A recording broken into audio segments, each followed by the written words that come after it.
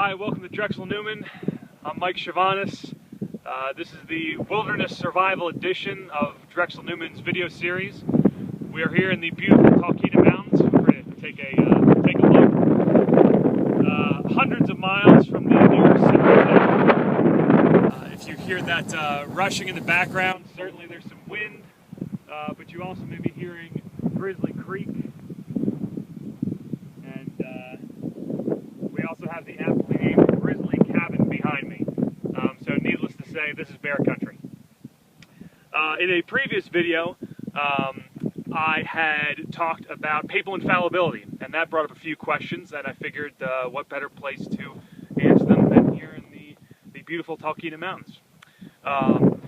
So when you're talking about papal infallibility, sometimes it's helpful first to dispel any myths that exist about it, to talk about what it is not. Papal infallibility does not mean that the Pope can say whatever he wants and is always right. It doesn't mean that on matters of opinion that he can just decree things for Catholics to believe, which are sometimes the way people view it. It's instead the way for the Pope, the head of the Church, to invoke the power of St. Peter and very formally declare something definitively held by Catholics. The doctrine of infallibility was itself defined at the First Vatican Council, which took place in the second half of the 19th century, which I realize is a pretty wide range, but I can't quite remember when it was. So go ahead and Google that. And has since then been very, very formally invoked twice, kind of famous Marian invocations of the doctrine of infallibility.